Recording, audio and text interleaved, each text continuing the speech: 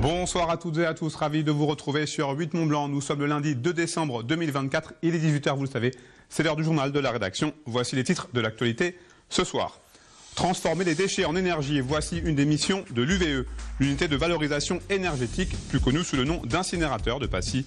En 2023, près de 60 000 tonnes d'ordures ménagères ont ainsi été recyclées. Nous vous proposons ce soir de découvrir l'itinéraire de ces déchets.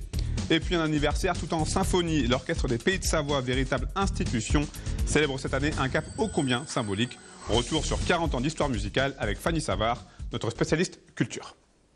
Mais avant d'évoquer ces titres, les chauffeurs de taxi ont organisé plusieurs opérations escargots un peu partout en France pour protester ce lundi contre une baisse annoncée de la tarification du transport médical.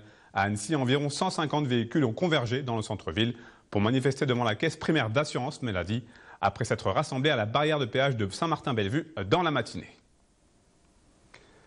Je vous lisais donc en titre, 59 957 tonnes de déchets ont servi à éclairer près de 40 000 foyers présents sur le territoire du CITOM, le syndicat intercommunal de traitement des ordures ménagères des vallées du Mont-Blanc en 2023.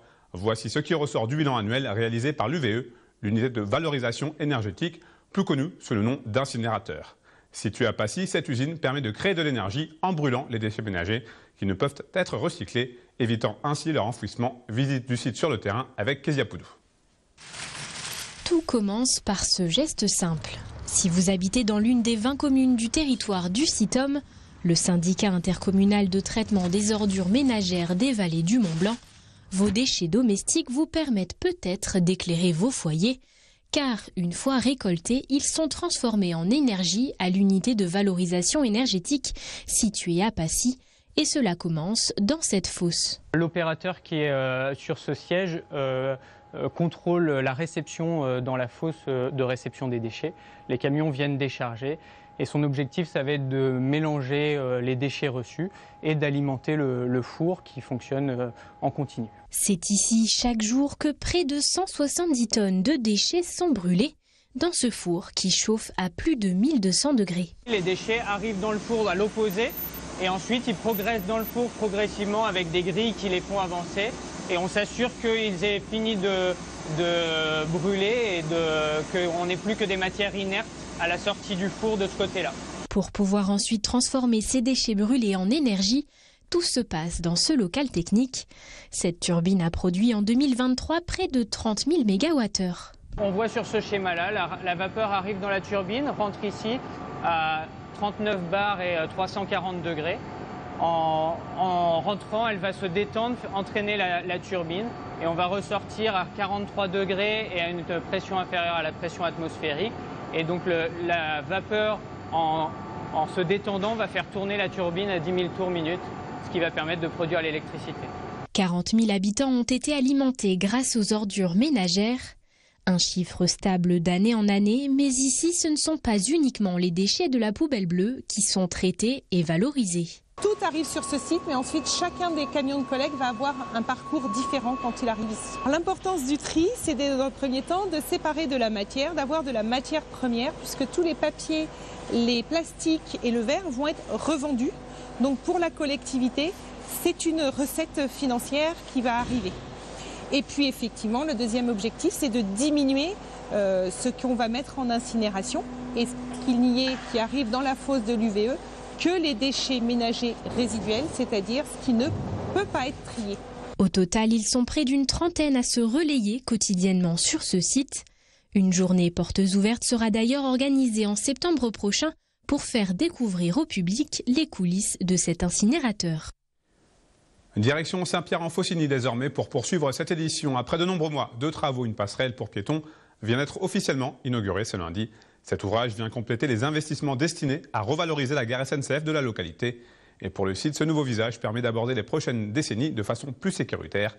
Plus de précisions avec ce reportage signé Emmanuel Jaude. C'est une construction d'apparence anodine, mais qui s'apprête à changer le quotidien des habitants de Saint-Pierre-en-Faucigny. La passerelle piétonne nouvellement construite vient en effet complémenter la sécurisation de la gare et de ses usagers. Un ouvrage très attendu dans la commune et réfléchi de longue date par une municipalité qui avait pour objectif de redynamiser le site, devenu essentiel pour la desserte locale depuis la mise en place du Léman Express en 2019. C'est en 2007 qu'on a commencé à travailler avec SNCF pour redorer la gare, pour lui donner son sens. Il n'y avait plus de trains qui s'arrêtaient avant. Et c'est vrai que c'était dommage, il y a des enfants, il y a des gens qui nous le demandaient. Donc on a commencé par la rénover. On a acquis ces terrains où on est là aujourd'hui, de part et d'autre de la gare, ces parkings. On a acquis des terrains un peu plus loin dans lesquels on a fait un parc multimodal qui est réservé à ceux qui prennent le train. On a aménagé ces lieux. La passerelle vient encore en plus. Une réelle plus-value au niveau local, car jusqu'à présent, piétons et véhicules devaient partager le passage à niveau attenant à la gare ferroviaire. D'un coût de 3,4 millions d'euros, l'ouvrage complète donc les réalisations mises en œuvre depuis une quinzaine d'années. On arrive effectivement au bout de nos investissements. Donc il y avait eu avec le Léman Express des travaux sur les quais. Tous les quais avaient été rehaussés donc, au niveau du matériel. Donc ça c'était en 2019. La ville de Saint-Pierre aussi a aménagé donc, un parking supplémentaire donc, autour de la gare pour les clients ferroviaires. Et aujourd'hui, cette passerelle qui marque quand même la livraison de la gare. Il y a un deuxième accès donc, côté centre commercial et donc passerelle qui est remise maintenant à l'exploitant Gare et Connexion, donc, qui a en charge le développement des gares et son exploitation. Reste désormais à supprimer les 2 passages à niveau que compte la commune pour parfaire le projet. Une dernière étape qui devrait se concrétiser dès l'horizon 2030. De la musique à présent, l'Orchestre des Pays de Savoie fête cette année ses 40 ans avec près de 80 concerts par an joués aux 4 coins de la Savoie et de la Haute-Savoie. Cette véritable institution est devenue au fil du temps un acteur musical incontournable du territoire. Fadi Savoir nous replonge dans l'histoire de cet orchestre de chambre emblématique de notre département. Reportage. C'est un ensemble musical emblématique de notre territoire qui fête cette année ses 40 ans, l'Orchestre des Pays de Savoie. 4 décennies de concerts et de partage avec le public qui ont donné lieu à bon nombre de moments marquants. J'entends beaucoup parler de L'Effronté, le film de Claude Miller qui a été tourné à Chambéry avec l'Orchestre des Pays de Savoie. J'entends aussi beaucoup qu'on a été l'orchestre qui a joué le plus haut du monde, puisque l'orchestre a joué tout en haut du Mont Blanc pour ses 30 ans. Et j'espère qu'il ne s'agit pas de battre des records, mais qu'on aura encore sur ces prochaines années, à nous de les construire, des faits marquants qui feront la richesse de l'orchestre. Et puis, puisque c'est la série des 40 ans, j'en profite, c'est vrai qu'on est un des seuls orchestres français à avoir joué à Bayreuth. C'était le début de la saison des 40 ans de l'orchestre, et je crois que c'était un beau moment pour tout le monde. En 40 ans d'histoire, l'Orchestre des Pays de Savoie a accueilli 6 chefs d'orchestre et parmi eux, une femme. Graziella Contratto a été à la tête de l'orchestre de 2004 à 2009, une exception dans un milieu plutôt masculin. Depuis 4 ans, c'est Peter Yeldebourg qui dirige les 23 musiciens de cet orchestre de chambre. C'est un autre état d'esprit par rapport à un grand orchestre philharmonique où on peut avoir entre 80 et 100 musiciens et où le chef va être un peu la personne qui va vraiment dicter comment ça va se passer. Là, on est dans une ambiance de travail qui est beaucoup plus presque collégiale, on pourrait dire, même dans la façon de prendre des décisions musicales. Il y a quelque chose qui se fait de façon presque démocratique de temps en temps, même si moi je suis un peu moteur de tout ça. Il y a beaucoup d'écoute entre les différents musiciens qui vont vraiment se chercher entre eux par les regards, par les oreilles bien sûr. Un orchestre plus intimiste donc, où les musiciens sont plus proches les uns des autres et plus proches aussi du public. Sur scène, toutes les générations se mélangent, certains sont présents depuis quelques saisons. C'est mon premier poste en tant que violon solo et ils ont toujours été très accueillants. C'est un orchestre qui fait plein de répertoires différents, qui voyage beaucoup.